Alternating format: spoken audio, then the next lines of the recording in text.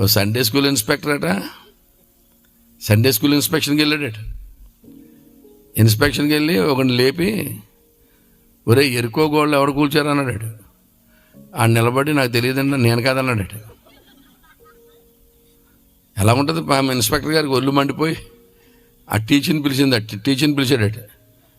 ఏ అమ్మాయి నువ్వు అసలు పాఠాలు చెప్తున్నావా అంటే, ఏంటండి ఏం జరిగిందంటే, ఇదిగో ఎరుకో గోళ్ళు కూల్చింది ఎవరంటే నేను కాదంటున్నాడు. అంటే ఆ అమ్మాయి అన్నదంటే, ఈ అబ్బాయి ఎటువంటి అల్లరి పనులు చేయడండి, మాస్టర్ అబ్బాయి గోళ్ళ గట్ర ఎక్కడ ఉంటుందండి ఆ పిల్ల. ఎలా ఉంటుందండి ఇన్స్పెక్టర్ గారికి బుర్ర పాడైపోయి కమిటీ దగ్గరికి వెళ్ళండి. కమిటీ దగ్గరికి వెళ్ళిపోయి కసుబీస్ అంటే కమిటీ వాళ్ళు ఏంటంటే సీరియస్గా ఉన్నారు మాస్టర్, ఇన్స్పెక్టర్ గారు చాలా సీరియస్గా ఉన్నారండి. సీరియస్ కాకపోతే ఏంటండి, ఇన్స్పెక్షన్కి వెళ్ళాను సండే స్కూల్ ఇన్స్పెక్షన్కి, ఎరుకో గోళ్ళు కూల్చింది ఎవడంటే నేను కాదన్నాడు. టీచర్ని పిలిచి అడిగితే ఆ పిల్లడు అల్లరి చేయడండి, మాస్టర్ అబ్బాయి గోళ్ళు ఎక్కడ అంటుంది. ఏంటండి ఈ గోళ అంటే, ఆ కమిటీ వాళ్ళు అన్నారట, ఫోన్లేండి పిల్లల తర్వాత గోళ పడిపోతుంటే ఏం చేద్దాం, డబ్బులు ఇద్దా కట్టుకుంటారు. వాళ్ళకి తెలియదంట.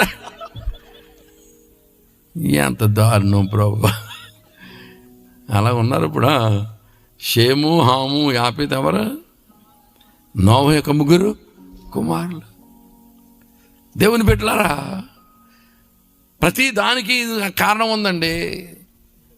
అందుకనే భూమిని, ప్రపంచాన్ని అర్థం చేసుకోవాలంటే ఒక విషయం తెలియాలి మనకి. ఏంజలిక్ రిబెలియన్ గురించి తెలియాలి. నువ్వు ఎంత పండితుడు అయినా, ఎంత ఉద్గంధాలు రాసినా, బైబిల్ దగ్గరికి రాకపోతే అసలు సంగతి అర్థమే కాదు. ఏంజలిక్ రిబెలియన్ అర్థం అవ్వాలి. దేవదూతల తిరుగుబాటు జరిగింది. దేవదూతల తిరుగుబాటు తెలిస్తేనే మనకి ఈవేళ లోకం ఎలా ఉందో, ఎందుకు తయారైందో అర్థమవుతుంది మనకి. మీకు మన స్వాతంత్రం వచ్చింది కదా, మనకి ఇండిపెండెన్స్ వచ్చింది కదా. మీకు ఇండిపెండెన్స్ అర్థం అవ్వాలంటే సిపాయిలు తిరుగుబాటు అర్థం అవ్వాలి. సిపాయి మ్యూటినీ అంటారు దాన్ని. దానికి ఇంకో పేరు కూడా ఉంది, ఫస్ట్ వార్ ఆఫ్ ఇండిపెండెన్స్ అని. సిపాయి మ్యూటినీ అర్థమవుతాయి కానీ ఇండిపెండెన్స్ ఆ యొక్క స్ట్రగుల్ మనకు అర్థమవుతుంది.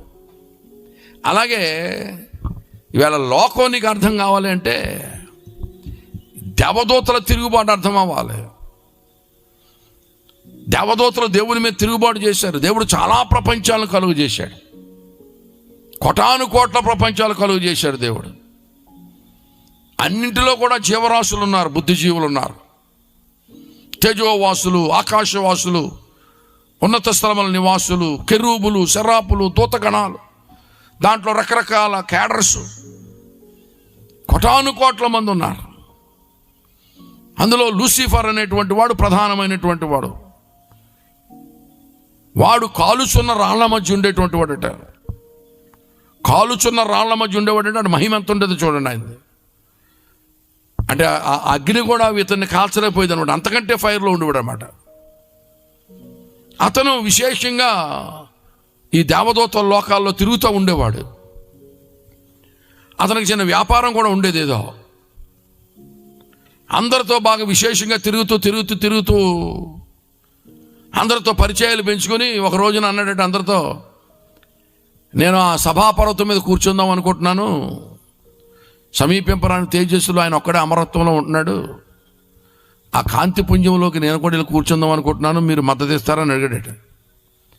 అప్పుడు వాళ్ళందరూ అన్నారట, అమ్మో నువ్వు మాకు అందరికీ తల్లో 4లాగా ఉన్నావు, నీలాటోడు అక్కడ ఉంటే మేము కూడా ఎప్పుడైనా రావచ్చు, నీకు మా మద్దతు ఉంటుందని చెప్పేసి వాళ్ళందరూ మద్దతు తెలియజేస్తే ఒక రోజు నేను ముహూర్తం పెట్టుకుని దేవుడి మీద తిరుగుబాటు చేశాడు.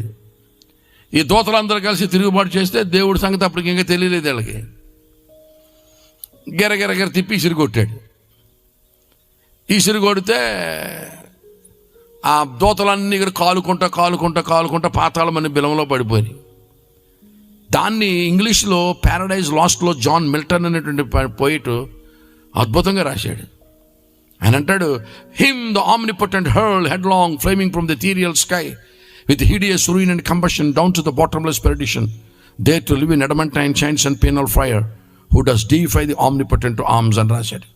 ఆయన విసిరేస్తే కాలుకుంటా పాతాళ లోకంలో పడిపోయి తర్వాత రెండోసారి తిరుగుబాటు జరిగింది. మళ్ళీ ఆ వాయుమండలంలో తిరుగుతూ ఉన్నాయి చీకటి శక్తులు. దేవుని బిడ్డలారా, అపవాది అదంతా అయిపోయిన తర్వాత దేవుడు భూమిని కలుగు చేశాడు. కలుగు చేసి ఆదాము అవ్వలను తయారు చేశాడు మట్టితో. ప్రతిరోజు సాయంకాలం చల్లపోటు వస్తున్నాడు. అప్పటికే వీడు పగతో రగిలిపోతున్నాడు. అంత ఎత్తులో నుంచి, అంత మహిమలో నుండి మమ్మల్ని పడేసేస్తావా? ఇంత మాడి మసైపోయి ఉన్నాం మేము. ఎంత మహిమలో ఉండేవాళ్ళం, ఎంత తేజస్సులో ఉండేవాళ్ళం అని వాడు పగతో రగిలిపోతూ ఉన్న సందర్భంలో దేవుడు భూమిని కలుగు చేశాడు. దేవుని బిడ్డలారా, అక్కడ సాయంకాలం చల్లపోటు వచ్చేవాడు. ఈ సంగతి చూశాడు వాడు. ఓహో, ఇక్కడ ఒక కొత్త సృష్టి చేసావా? ఇలాంటే నీకు అంత ప్రేమ, చూడకుండా ఉండలేకపోతున్నావా? ప్రతిరోజు సాయంకాలం చల్లపోటు వచ్చేస్తున్నావా? మిమ్మల్ని చెడగొట్టకపోతే నా పేరు చెప్పట్లేదు. మిమ్మల్ని చెడగొట్టకపోతే నా పేరు లూసిఫరే కాదని కంకణం కట్టుకున్నాడు. చెడగొట్టాలంటే ఒకటే పని చేయాలి, ఏంటంటే దేవుడు చేయొద్దన్న పని వాళ్ళ చేత చేయించాలి. దేవుడు తినొద్దన్న పండు తినిపించాలి. వాడికి తెలిసి దేవుడు ఏమో ఆజ్ఞ ఇచ్చాడు, మీరు తినమని నిశ్చయంగా చచ్చిపోతారు. తోటలో పళ్ళని తినండి, చెట్ల మధ్యలో ఒకటి ఉంది, మంచి చెడులు తెలియచి ఆ పండు తినొద్దు అన్నాడు. ఎలాగైనా సరే వాళ్ళ చేత పండు తినిపించాలని టైం కోసం చూస్తున్నాడు. అప్పుడు ఏమైంది తెలిసి అతనికి ఒక బాడీ అవసరమైంది, ఒక మీడియం అవసరమైంది. దేవ విరోధమైన ఆత్మ క్రియ చేస్తూ ఉంది. అప్పటికి ఇంకా బాడీ లేదు, ఎందులో దూరదామా అని ప్రయత్నం చేస్తుంటే భూజంతువులన్నింటిలో సర్పం చాలా యుక్తిగా ఉంటే అందమైనటువంటి సర్పాన్ని ఆవహించాడు. వీడు ఆవహించి కనిపెడుతున్నాడు, ఎప్పుడు దొరుకుతారా? భార్యాభర్తలు ఇద్దరు కలిసి ఉంటున్నారు, ఇద్దరు కలిసి ఉన్నప్పుడు వెళ్తే పురుషంత కొట్టేస్తారని. ఒక్కతే ఆడమనిషి దొరికితే నెమ్మదిగా మాయ చేసి నెమ్మదిగా బుట్టలో వేయచ్చు అని కనిపెట్టుకుని చూస్తూ ఉన్నాడు. ఎప్పుడు కలిసి ఉండేవారు పాపం. మాయదారి ఎందుకు వెళ్ళిందో మాయదారితో రోజుని అలా ఆయన అలా బయటికి వెళ్ళింది. అంతే ఇడు అనుకున్నాడు, ఇదే మిక్కిలి అనుకూల సమయము నేడే. చెప్పరండి, పూర్తి చేయండి అలా. ఇదే మిక్కిలి అనుకూల సమయము నేడే, నాశనకరమైన దినం అనుకుని జమ్మని ఆలోచి ఇది నిజమా అని మొదలెట్టాడు. అప్పుడు ఆవిడేమో చేయాలి, వీడితో బాటకాన్ని వేసుకుని, ఏమండి ఎవరో వచ్చారు ఏదో అడుగుతున్నారు అని పిలవాలా? లేదు, ఆడపెత్తనం బోడి పెత్తనం అంటారు. అదే మరి ఆడి దగ్గర బాతాకాన్ని వేసి, ఈ ఆడవాళ్ళు ఎటువంటి వాళ్ళు అంటే దేవుడికి అబద్ధం చెప్తారు, దెయ్యాన్ని అని చెప్పేస్తారు. శారమ్మ నవ్వావంటే నేను అక్కడ నవ్వాను అనేసి, ఇది నిజమా అంటే ఆవిడికి మొత్తం కథ అంతా అంత అవసరం ఏంటంటే ఆవిడికి, ఏమండి ఎవరో వచ్చారండి ఏమండి అనాలా? పెత్తనం. ఈలో తినొద్దన్న పండు చెప్పేసింది. అప్పుడు ఆడు మోసం చేసాడు. చచ్చేసి మంచిదాను, ఆ పండు తినబట్టి నాకు మాటలు వచ్చినాయి. నువ్వు మనిషి అయిండు పండు తింటే నువ్వు దేవదూతం అయిపోతావు అనగానే వెంటనే తినేలేదట. అనుకున్నదట దేవుడు తినొద్దన్నాడు కానీ చూడొద్దన్నాడండి. చెడు దగ్గరికి వెళ్ళిందంట.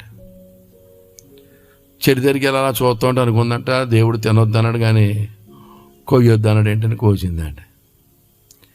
కోసి అలా చేతితో పట్టుకుని ఉంటుందంట. అనుకుంటుందంట దేవుడు తినొద్దన్నాడు కానీ వాసన చూడొద్దంట అని ముక్కు దగ్గర పెట్టుకుందంట. ముక్కు దగ్గర పెట్టుకున్నాక అనుకుందంట దేవుడు తినొద్దన్నాడు కానీ కొరకొద్దన్నాడు ఏంటి, ఊసేద్దామని అని కొరికిందంట. మింగిదామని కొరకలేదట. అది ఇంతకీ పులుపా వగరా లేకపోతే దాని టేస్ట్ ఏంటి చూసి ఊసేద్దామని కొరికిందంట. కోరికిన వరకు అనుకుందంటే ఎలాగా కొరకాం కదా, ఏమవుతాం లేదు దాన్ని మింగేసిందంట. మింగేసినాక అనుకుందంటే ఎలాగ మింగాం కదా, ఇంత తిన్నా ఒకటే పండు అంత తిన్నా ఒకటే, ఇంకెలాగా లోపలికి వెళ్ళిపోయింది కదా కొంచెం ఊట, ఇంకేమైతే వస్తాం లేదని మొత్తం పండు లాగించేసిందంట. ఇంకా బాగున్నట్టుంది, ఒక గుత్తు లాగించేసింది. ఇంకా ఎలాగ మొదలెట్టాం కదా. అప్పటికి సరిగ్గా అమ్మకి 100 సంవత్సరాలు. 100 సంవత్సరాలు అంటే మనకులాగా జుట్టు పడిపోయి ముడుకుల్లాగే ఏమీ లేదు. దేవుడు చేసినప్పుడు ఎలా ఉందో దుఃఖలాగా అలాగే స్ట్రాంగ్గా మంచి బలంగా ఉంది. ఏ జబ్బా రోగమే మాయ రోగం ఏమి లేదు. దేవుడు చేసినప్పుడు ఎలా ఉందో అలాగ ఉంది. అయితే ఈ 100 సంవత్సరాల్లో ఈవిడికి ఎప్పుడూ లేనటువంటి ఒక అనుభూతి కలుగుతుంది. ఈ పండు తిన్నాక చిన్న కడుపు నొప్పి రావడం, కడుపు తిప్పడం, వాంతులు అవడం కనపడుతుంది. అమ్మ 100 సంవత్సరాల వయసులో నాకు ఎప్పుడు కడుపు నొప్పి అంటే తెలియదు, వాంతి తెలియదు, ఈ పండు తిన్నాక ఎలాగైపోతుందంటే దీని మహిమే కాబోలు నాయన అనుకున్నప్పుడు అనుమానం వచ్చేసింది. ఇలాగ ఆలోచించేటప్పటికి ఇంకా నొప్పి ఎక్కువైపోయి వాంతులు అవ్వడం అర్థమైపోయింది. ఆవిడకి అర్థమైపోయింది, తినం నిశ్చయంగా చచ్చిపోతున్నాడు కదా, అయితే నాకు రోజుల దగ్గరికి వచ్చేసినాయి. నేను ఎలాగ చచ్చిపోతాను నాకు అర్థమైపోయింది. నేను ఎలాగ చచ్చిపోతాను కదా, మా ఆయన ఎందుకు బతకాలని వస్తా 4 పళ్ళు అడుగు వచ్చింది డాడీకి. మరి ఆ సింగిల్కి వెళ్ళడం ఇష్టం లేక నేను ఎలాగ పోతాను, ఈడెందుకు బతకాలి, నేను లేనప్పుడు ఈడెందుకు ఉండాలని, నాకు లేని సుఖం వీడికి ఎందుకు కలగాలని వస్తా 4 పళ్ళు అట్టుకొచ్చినట్టుగా ఆదాం అడుగుతాడు, వచ్చేవి ఎక్కడికి వెళ్ళావే, ఇందాక నుంచి వెతుకుతున్నాను వెదవది, ఎక్కడికి పోయావే అంటే ఎక్కడ లేదని ఇక్కడికి అంటుందండి. అప్పుడు ఆదాం అన్నాడంటే ఎక్కడికి వెళ్ళావు ఇందాక అంటే అదేనండి చేతితో పళ్ళు చూసాడు, ఏం పళ్ళు అన్నాడు. అవేనండి అనగా చెప్పట్లేదండి. గట్టిగా నిలదీస్తే అప్పుడు మేలు కీళ్ళు తెలిపి చెట్టు పళ్ళు అంది. ఆదాముకి బీపీ వచ్చేసి, ఎంత పని చేసావే, అక్కడికి ఎందుకు వెళ్ళావు, కొంప తీసి తిన్నావు ఏంటంటే తినేసాను అందాడు. ఇక చూడండి ఆదాము చెమట్లేకపోయి, ఎంత పని చేసావు, అసలు తింటే చచ్చిపోతావు అని చెప్పాడు కదా, చచ్చిపోతావే అంటే అన్నదంటే నేను సత్యం ఇంకో దాన్ని చేసుకుందాం అనుకుంటున్నావా, ఆడవాళ్ళు కదా కృపావరం అంటే ప్రియులారా, శూన్యంలో సృష్టించేస్తారు వీళ్ళు.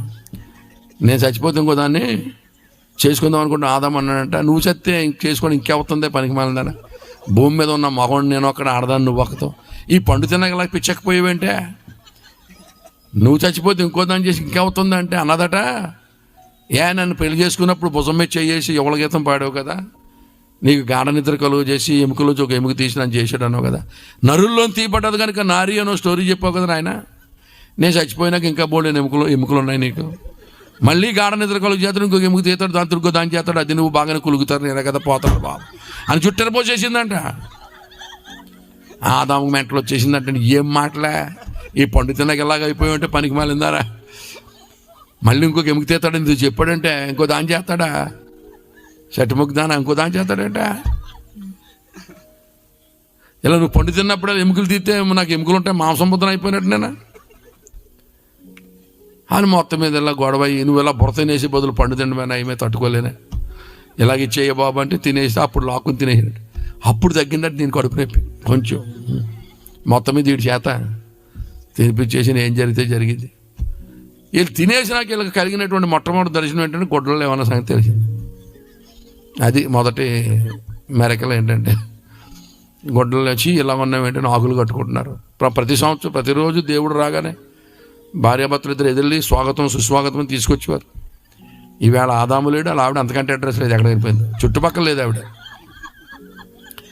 పిలుస్తున్నాడు ఆదామా అంటే మాట్లాడలేదు, గట్టి కేకేసాడు ఆదామా ఎక్కడున్నావు, చెట్టు చాటున్నా అన్నాడు. దేవుడు అన్నాడు, చెట్టు చాటుకి ఎందుకు వెళ్ళావు నాయన అన్నాడు. ఈడన్నాడు, దిగంబరిగా ఉన్నాను అన్నాడు. దేవుడు అన్నాడు, ఎవడు చెప్పండి నీకు అన్నాడు.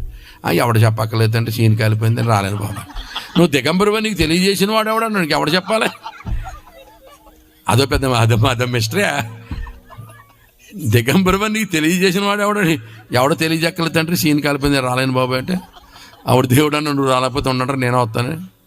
వెళ్ళేసరికి నిజంగానే ఆకులు కట్టుకుంటే ఆవిడ దేవుడు అన్నాడు, ఎండిపోతే మళ్ళీ ఓపెనర్ అదవా ఆకు ఎంతసేపు ఉంటుంది పనికి మానవులారా అని చెప్పి దేవుడే ఒక జంతువుని చంపి వెంటనే దాన్ని తోలు తీసి వెంటనే ఎండబెట్టేశాడు.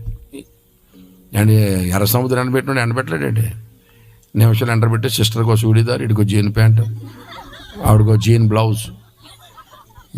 మొట్టమొదటి టైలర్ ఆయనే,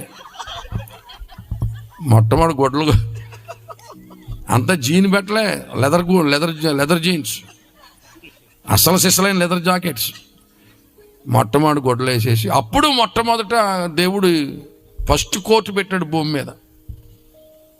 ఇదంతా తెలిస్తే కానీ లోకం అర్థం అవ్వదు. హల్లెలూయా. మొట్టమొదటి కోర్టు పెట్టాడండి. నేను ఎలా కూర్చున్నాను అలా కూర్చున్నాడట. A1 ఆదాము, A2 అవ్వ, A3 పాంగడు. మొదటి ముద్దాయి ఆదాము, రెండవ ముద్దాయి అవ్వ, మూడవ ముద్దాయి ఇది పాంగడు. ముగ్గురిని పిలిచాడు. ఆదాముని అడిగాడు, ఆదామా నేను తినొద్దన్నా పండు ఎందుకు తిన్నావు అన్నాడు. ఆదామన్నాడు, నేను కాదు తండ్రి, ఇగో సిస్టర్ దెబ్బతీసింది. సిస్టర్ అంటున్నాను నేను, ఎవరు సిస్టర్ని వచ్చేది నాకు, అవ్వమ్మ నువ్వు ఇచ్చిన భార్య పంపం చేసింది నాయన, తినేదాకా పొర తినేసింది తండ్రి. అవ్వమ్మ ఎత్తోసాడు. అప్పుడు అవ్వమ్మని అడిగాడు, అవ్వమ్మ నేను తినొద్దన్నప్పుడు ఎందుకు తిన్నామంటే ఆవిడ, నేను కాదు తండ్రి పాంగడు, తింటే దేవదూతం అయిపోతామని పాంగడు మీద తోసి అప్పుడు దేవుడు పాంగుని అడిగాడు, ఎరా పాంగా ఎందుకు రా పని చేసావంటే ఆడన్నాడంట, నేను కొత్తగా మినిస్ట్రీ స్టార్ట్ చేశాను, నా సేవా పరిచయంలో నేను ఆత్మలు సంపాదించి బాప్తీసాలు ఇద్దాం అనుకుంటున్నాను, నువ్వేమన్నా సంతకం ఆడతావే. నా మినిస్ట్రీ ఏంటంటే ఇంటర్నేషనల్ డిస్ట్రాక్షన్ మినిస్ట్రీస్, నాశనకరమైన పరిచయాలు. ఏంటండి నాశనం అంటే మళ్ళీ మామూలు నాశనం కాదు. ఆడు ఒప్పుకున్నాడట, ఇదిగో నేను మొదట 2 ఆత్మలు సంపాదించుకొని నేనే చెడగొట్టాను. అప్పుడు దేవుడు పాముని శపించాడు. పాము అంటే మొట్టమొదటిలో పాకేది కాదు, పట్టదో. మా చర్చిలో ప్రసంగం చేశాను నేను, ఆడోళ్ళకి నొప్పులు మగోళ్ళకి తెప్పలు పాము కప్పలు ఆవిడెట్టాడు. అది ఎక్కడి నుంచి వచ్చింది పెట్టాను.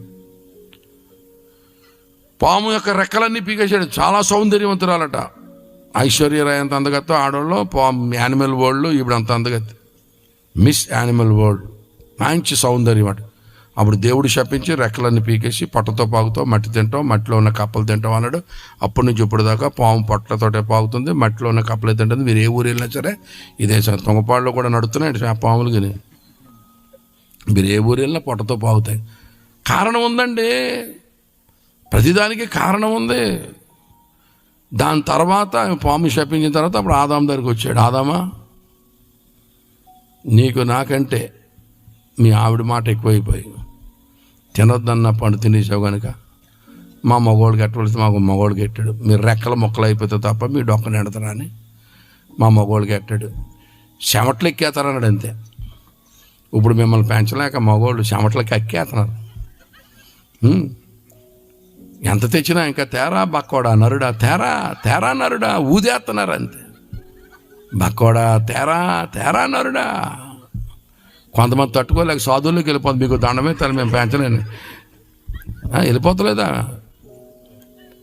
చెమట్లు ఎక్కిపోతామని చెప్పాడు. ఇప్పుడు చెమట్లు ఎక్కిపోయిపోతే చెమట్లా మాకు ఎట్టవలసింది మాకు ఎట్టాడు. దాని తర్వాత అవ్వమ్మ దగ్గరికి వచ్చారు. అవ్వమ్మ, నువ్వు అవ్వమ్మ కాదే, నీకు ఏరే పెట్టాలి, పెంట ఎట్టేసావు, అసలు కొంప ముంచేసిందా, నువ్వే సీనంత కాల్ చేసావు, పనికి మానిందనా, నువ్వు డెలివరీలో సత్తావా బతుతావు నాకు తెలియదు, సత్తే సావచ్చు, బతికితే బతకొచ్చు, నీ నొప్పులు అంత కాదు మెల్లి తిరిగేస్తావు అన్నాడు. ఆ నొప్పులు ఎలా ఉంటాయో కన్నవాళ్ళని అడిగితే చక్కగా చెప్తారు.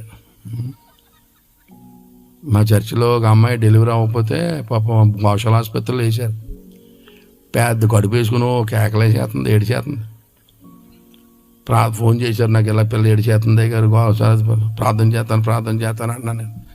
లేదు నన్ను వచ్చేయమంటున్నారా, అదేంటి అది కానకపోతే నన్ను వచ్చేయమని, నన్ను ఇదేంటి దానికి పాస్టర్ గారే, అది కానకపోతే నేనేం లేదు, మీరుంటే ధైర్యం అయ్యి గారు వచ్చేయండి, నేనుంటే ధైర్యం ఏంటి అయితే అండి రోయ్, నువ్వు అది కానలేకపోవడం నన్ను వచ్చేయమని వేడు నాయన అనుకుని మొత్తం మీద వెళ్ళాను. నేను వెళ్ళేసరికి ఏం చేస్తుందో తెలిసే పిల్ల నడుమే చేసుకున్నట్టుంది, పరిశుద్ధుడా, ఇంత ఘోరమా పరిశుద్ధుడా, తట్టుకోలేకపోతున్నాను పరిశుద్ధుడా, బతుకుతానా పరిశుద్ధుడా అని నేనన్నా. పండు తిన్నప్పుడు లేదా పరిశుద్ధుడా, తోటలో కొంప ముంచినప్పుడు లేదా పరిశుద్ధుడా, ఈ దేవుడు తోటలో ఎట్టింది పిల్ల, అలా పోదు గమ్మనే, ఇలా రాయమ్మ ప్రార్థన చేస్తానని చెప్పి పాపం ప్రార్థన చేసి వచ్చేసిన తర్వాత కోసేసి తీసేశారంట. 2 ఉన్నారు, దేవునికి స్తోత్రం. అందుకే కాబట్టి అంత కడుపల్లెలు దేవుని బిడ్డలారా, ఇవన్నీ ఆ డెలివరీ పెయిన్స్ ఎందుకో కారణం ఉందండి, మగోళ్ళు చెమట ఎక్కడానికి గల కారణం ఉందండి, పాము పొట్టతో పాడడం గల కారణం ఉందండి.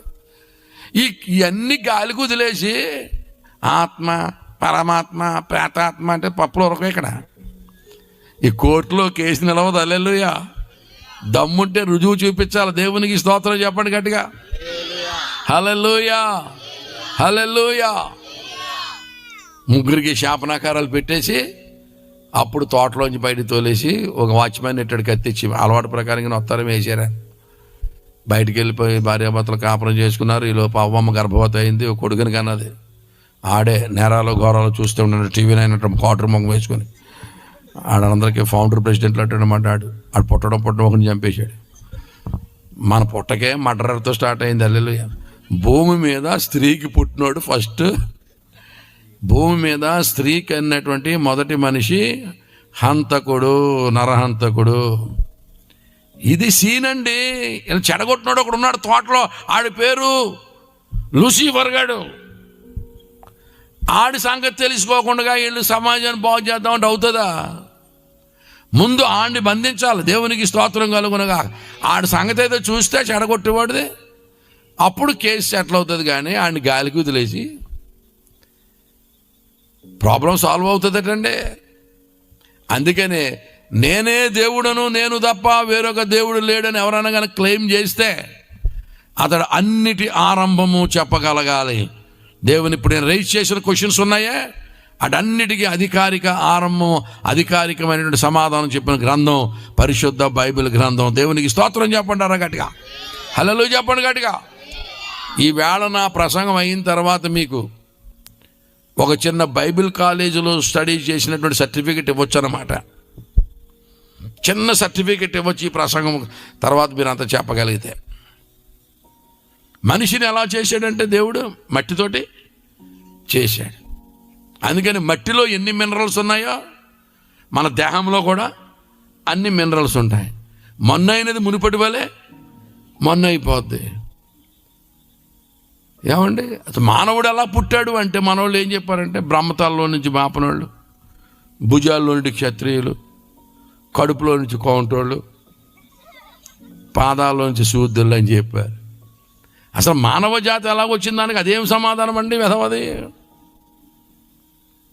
బ్రహ్మతల్లో నుండి బ్రాహ్మణులు, భుజాల్లో నుండి క్షత్రియులు, కడుపులో నుంచి కౌంటోళ్ళు, పాదాల్లో నుంచి శూద్రులు అంటే ఒక ఆయన అన్నాడు. మరి అమెరికా వాళ్ళు, జపాన్ వాళ్ళు, జర్మనీ వాళ్ళు, ఆస్ట్రేలియా వాళ్ళు, సీపుగలు, చైనా వాళ్ళు అంత సంకలోంచి వచ్చారన్నాడు. సరిపోయిందా? సంకలోంచి పుట్టారట వాళ్ళందరూ.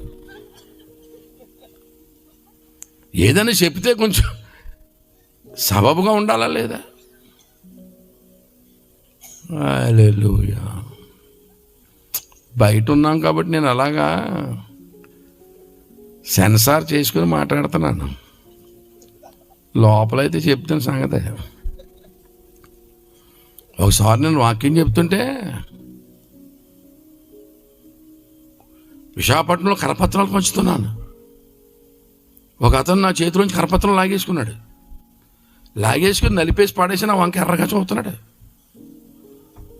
ఎర్రగా చూస్తూ అన్నాడు, ఇందులో దేని గురించి రాసి ఉంది అన్నాడు. నన్ను అడిగే బదులు చదవచ్చు కదా, పడసేసి నన్ను అడుగుతూ ఏంటి అన్నాడు. అంటే అన్నాడు, యేసుప్రభు గురించే కదా అన్నాడు. ఆడే యేసుప్రభు గురించే కదా అన్నాడు. అవును యేసుప్రభు గురించే అన్నాను. నీకు ఆయన ఎలా పుట్టాడో తెలుసా అన్నాడు. ఎందుకు తెలియదు తెలుసా అన్నాను. చెప్పి ఎలా పుట్టాడు అన్నాడు. కన్య మరియ పరిశుద్ధాత్మ ద్వారా గర్భం ధరించి యేసుని కన్నది అన్నాను. నీకేమైనా మెంటలా అన్నాడు. ఏ అన్నాను. పురుషునితో సంబంధం లేకుండా పిల్లలు పుడతారా అన్నాడు. నేను అన్నాను, మనుషులకైతే అసాధ్యం కానీ దేవునికి సమస్తము సాధ్యమే అన్నాను. ఇటువంటి పిచ్చి పిచ్చి కథలు ఎప్పుడు నమ్మకో, అదంతా అబద్ధం, ఇక్కడి నుంచి వెళ్ళిపో అన్నాడు. నేను అన్నాను వెళ్ళిపోతాను, కానీ వెళ్ళిపోయే ముందు ప్రశ్న అడుగుతాను, సమాధానం చెప్పాను. ఏంటో అడిగా అన్నాడు. కర్ణుడు ఎక్కడి నుంచి పుట్టాడు అన్నాను. చెవులోంచి పుట్టాడు అన్నాడు. చెవులోంచి పుడితే గర్భసంచి గోబలో ఉందా అన్నాను. ఆడికి మెంటలో వచ్చేసింది. గర్భసంచి గోబలో ఉంటే ఇంత అయిపోతా గోబా. ఇప్పుడు గర్భవతి మొహం చూస్తే బిందంత మొహం వేసుకుంటే చచ్చిపోమా అన్న దాబుని. ఇప్పుడు చెవులోంచి పుడితే గర్భసంచి గోబలో ఉందట. నీకు ఇది నచ్చిందా? నీకు నాకు మెంటలు, నీకు మెంటలు. యేసుప్రభుని నమ్ముకోరా అన్న. కానీ వచ్చేసాను. దేవునికి స్తోత్రం. హల్లెలూయా. ఇటువంటి ఆశలే వేస్తారు మరి. హల్లెలూయా. స్తోత్రం చెప్పాలి గట్టిగా. ఏదో పెద్ద లాజిక్ అనుకుంటారు ఏంటోనండి. ఒకసారి కొండల్లో ప్రయాణం చేసి వెళ్తుంటే రోడ్డుకి అడ్డంగా కరెక్ట్గా నిలబడ్డారు ఆడవాళ్ళు. డబ్బులు అయితే కానీ వెళ్ళేవారంట. వేయకపోతే తల్లి ఒప్పుకోదు అన్నారు. నేనన్నాను ఎత్తే తండ్రి ఒప్పుకోడు అన్నాను. ఎవరు తండ్రి ఎవడు అంటుంది. తల్లి ఎవరు అన్నాను. ఆ కొండకు చూపి అదిగో తల్లి అన్నాడు. అడుగో తండ్రి అదే వెళ్ళిపోవడం దేవుని స్తోత్రం కల. ఏ పెద్ద లాజిక్ అదే. ఏ తల్లి ఒప్పుకోదండి. మరి ఎత్తే తండ్రి ఒప్పుకోడు ఏం చేయమంట. తండ్రి దేవునికి స్తోత్రం. ఇంకొకటి అంటాడే, యేసయ్య పరిశుద్ధుడు యేసయ్య పరిశుద్ధుడు అని ప్రసంగం చేస్తుంటే ఒకడు అన్నాడు నాతోటి, యేసయ్య పరిశుద్ధుడు ఎలాగేటండి, ఆయన మరియం పాలు తాగలేదండి అన్నాడు. మరియం పాలు తాగితే యేసయ్య పరిశుద్ధుడు అవడట, మరియం పాపాలని ఆయనకు వచ్చేస్తాయంట. నేనన్నాను గాడిద పాలు తాగితే గాడిద పాపాలు, గేదె పాలు తాగితే గేదె పాపాలు వచ్చేది. మనకే తిన్నది తాగింది కడుపులోకి వెళ్ళి బహిర్భూమిలోకి వెళ్తుంది. పొద్దున్నే వెళ్ళట్లేదే వెధవా నువ్వు, వెధవా సన్నాసి. తిన్నది తాగింది ఎక్కడికి వెళ్తుందండి, కడుపులోకి వెళ్ళి బహిర్భూమిలోకి వెళ్తుందని బైబిల్ చెప్తుంటే వీడు బహుశా పొద్దున్నే వెళ్ళట్లేదేమో వెధవది అనిపించింది నాకు. దేవుని బిడ్డలారా, పిచ్చి పిచ్చి తర్కాల దేవుని దగ్గర దమ్ముంటే అన్నిటికీ జవాబు చెప్పగలగాలి. దేవునికి స్తోత్రం చెప్పండి. ఈవేళ మనం మాట్లాడుతున్న భాషల్లో, మనం తెలుగులో సౌత్ ఇండియాలో మాట్లాడుతున్న తెలుగు భాష ఇండో యూరోపియన్ బ్రాంచ్లో, చుటానిక్ బ్రాంచ్లో నుండి జర్మనీ లాంగ్వేజ్ నుంచి వచ్చింది. ఇది ద్రవిడియన్ లాంగ్వేజెస్లో ప్రతిదానికి సమాధానం చెప్పాలి. అందుకని దేవుడు అడుగుతున్నాడు, మీ రుజువు వ్యాజ్యమాడుడని యెహోవా అనుచున్నాడు. మీ రుజువు చెప్పుడని, మీ రుజువు చూపించుడని యాకోబు రాజు చెప్పుచున్నాడు. నేను ఇప్పుడు 10 రుజువులు చెప్తాను ఈవేళ. ఇంకా మనం మొదటి దగ్గరే ఉన్నాం. ఎన్ని రుజువులు చెప్తాను? ఒకదానికే ఎంత అడితే మనకు అయినట్టే ఈవేళ. దేవునికి స్తోత్రం చెప్పడారా గట్టిగా, హల్లెలూయా. మొదటి పాయింట్ చెప్పండి, అన్నిటి ఆరంభము చెప్పగలగాలి. దేవుడు అంటే ఆ దైవ గ్రంథం అయితే, అతను దేవుడైతే, సృష్టికర్త అయి ఉంటే అన్నిటి ఆరంభము చెప్పగలగాలి. పరిశుద్ధ బైబిల్ గ్రంథం అన్నిటి ఆరంభము చెప్తుంది. ఈ ఒక్క గ్రంథములోనే ఆది కాండం అనే ఒక ప్రత్యేకమైన గ్రంథం ఉంది. దేవునికి స్తోత్రం కలుగును. This is the only book in which there is Genesis. ఆది కాండం అని అన్నిటి ఆరంభమును చెప్పేటువంటి ఒక గ్రంథమే ఉంది ఇందులో. దేవునికి స్తోత్రం కలుగునుగా. అది రెండవ రుజువు ఏంటంటే దేవుడే చెప్తున్నాడు. అక్కడ మనకు బైబిల్లో ఉంది, అదే మనం చదువుకున్నది. రెండవ రుజువు ఏంటంటే దేవత్వానికి సృష్టికర్త నేనే అనడానికి రుజువు ఏంటంటే, రెండవ రుజువు భవిష్యత్ అంతా చెప్పగలగాలండి. ఏం చెప్పగలగాలి? భవిష్యత్తు మొత్తం చెప్పేయాలి. చూడండి, జరగబో వాటిని విశదపరిచి మా ఎదుట తెలియజెప్పుడి, పూర్వమైన వాటిని విశదపరచుడి, మేము ఆలోచించి వాటి ఫలము తెలుసుకున్నట్లు వాటిని మాకు తెలియజెప్పుడి, లేని ఎడల రాగల వాటిని మాకు తెలియజెప్పుడి, ఇక మీదట రాబో సంగతులను తెలియజెప్పుడి, అప్పుడు మీరు దేవతలని మేము అంటే భవిష్యత్తు చెప్పగలగాలి. ఒక చోట కాదు రాశాడు. చూడండి ఎన్ని చోట్ల రాశాడు లేఖనంలో సంగతి. యెషయా గ్రంథం 44వ అధ్యాయం 7వ వచనం. యెషయా 44:7. ఆదిలోనున్న జనమును నియమించినది మొదలుకొని నేను తెలియజేయచ్చు వచ్చినట్లు తెలియజేయగలవాడెవడు? అట్టివాడెక్కడైనా నుండి నీడలు నాకు తెలియజెప్పవలెను, ఆ సంగతి నాకు ప్రచురింపవలెను. అట్టివారు భవిష్యత్ విషయమును రాబో సంగతులను తెలియజెప్పువారై ఉండవలెను. దేవునికి స్తోత్రం. హల్లెలూయా చెప్పాలి గట్టిగా, హల్లెలూయా. యెషయా గ్రంథము 46వ అధ్యాయము 9వ వచనం. 46:9. చాలా పూర్వమున జరిగిన వాటిని జ్ఞాపకము చేసుకొనుడి. దేవుడను నేనే, మరి ఏ దేవుడును లేడు.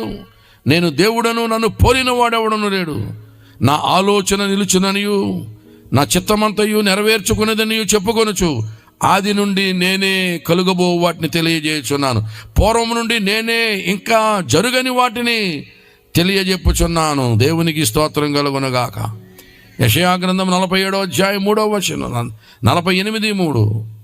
పూర్వకాలము జరిగిన సంగతులను నేను చాలా కాలం క్రిందట తెలియజేసి ఆ సమాచారము నా నోట నుండి బయలుదేరను, నేను వాటిని ప్రకటించి తిని. దేవునికి స్తోత్రం.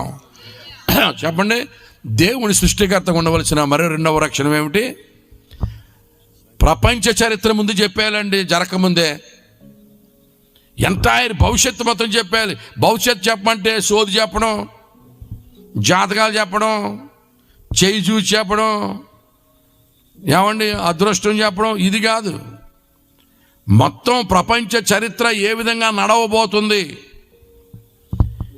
ఈ ప్రపంచంలోనికి ఎంతమంది రాజులు రాబోతున్నారు, ఎన్ని రాజ్యాలు స్థాపించబడబోతున్నాయి, అంత్య దినాలు ఎలా ఉండబోతున్నాయి, యుగాంతం ఎలా ఉండబోతుంది, తూచా తప్పకుండా చెప్పేయగలగాలి. దేవునికి స్తోత్రం కలుగునుగా. అలాగున్న ప్రపంచ చరిత్ర అంతా అడ్వాన్స్గా చెప్పేసిన ఏకైక గ్రంథం పరిశుద్ధ బైబిల్ గ్రంథం. దేవునికి స్తోత్రం కలుగునుగా. అది దేవత్వానికి రుజువు. ఇంతవరకు ఓపికతో విన్నందుకు మీకు అందరికీ కృతజ్ఞతలండి. ఇంతవరకు నా ఛానల్ సబ్స్క్రైబ్ చేసుకోకపోతే దయచేసి సబ్స్క్రైబ్ చేసుకోండి, లైక్ చేయండి, షేర్ చేయండి. ఇంకా లేటెస్ట్ వీడియోల కోసం బెల్ ఐకాన్ మీద క్లిక్ చేయండి.